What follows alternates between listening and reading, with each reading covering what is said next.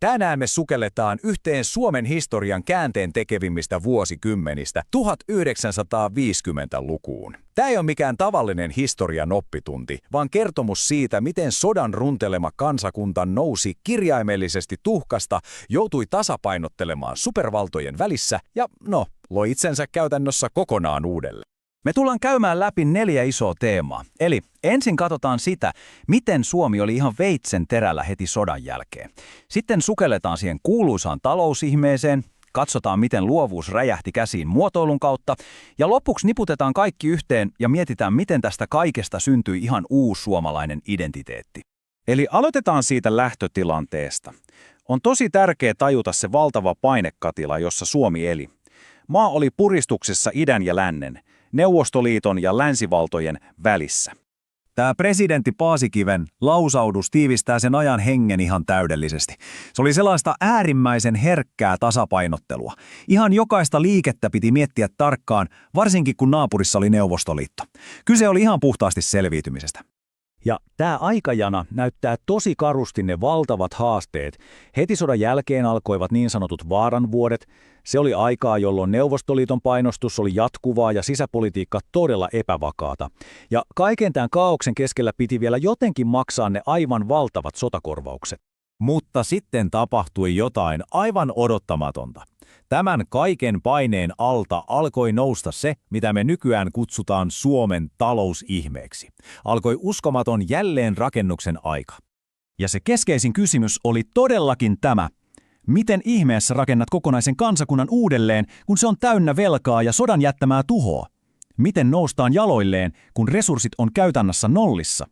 Suomen strategia oli, se oli käytännöllisyyden mestariteos.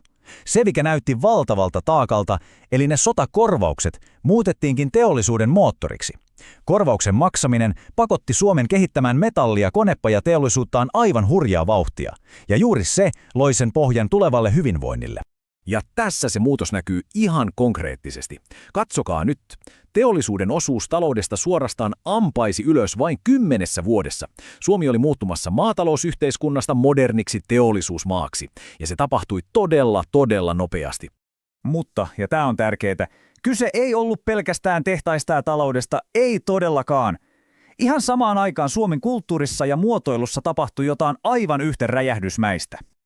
Juuri 1950-luvulla maailma nimittäin löysi suomalaisen muotoilun. Sen estetiikka on jotain aivan uutta. Se yhdisti luonnonläheisyyden, arjen käytännöllisyyden ja tosi selkeän modernismin tavalla, joka puhutteli kansainvälistä yleisöä ihan valtavasti. Ja tässä ei siis ollut kyse vain kauniiden esineiden tekemisestä. Kyse oli paljon suuremmasta jutusta, uuden, modernin ja optimistisen kansakuvan rakentamisesta. Nimet kuten Aalto, Virkkala ja Sarpaneva tekivät Suomea tunnetuksi aivan uudella positiivisella tavalla. Ja tässä on se koko homman ydin. Nämä 2 asiaa, talouden nousu ja kulttuurin kukoistus, ne yhdessä muovasivat Suomelle kokonaan uuden kansallisen identiteetin. Tässä se kontrasti näkyy tosi hyvin. Vanha, maatalousvaltainen ja vähän sisäänpäin kääntynyt Suomi oli nopeasti muuttumassa kaupungistuneeksi, teolliseksi ja kansainväliseksi Suomeksi. Syntyi ihan uusi sukupolvi, jonka katse oli tulevaisuudessa ja maailmalla. Ja sitten tuli vuosi 1952 ja Helsingin olympialaiset. Ne olivat niin paljon enemmän kuin vain urheilukisat. Se oli Suomen suuri coming out-juhla. Se oli hetki, jolloin koko kansakunta saattoi ylpeänä näyttää maailmalle, tässä me olemme. Me selvittiin ja me rakensimme tämän kaiken uudestaan. Ja vain 3 vuotta myöhemmin, vuonna 1955, Suomi otti taas uuden ison askeleen, kun se liittyi yhdistyneisiin kansakuntiin. Paikka kansainvälisessä yhteisössä oli nyt sinetöity. Joten koko 1950-luku oli kuin tulikoe.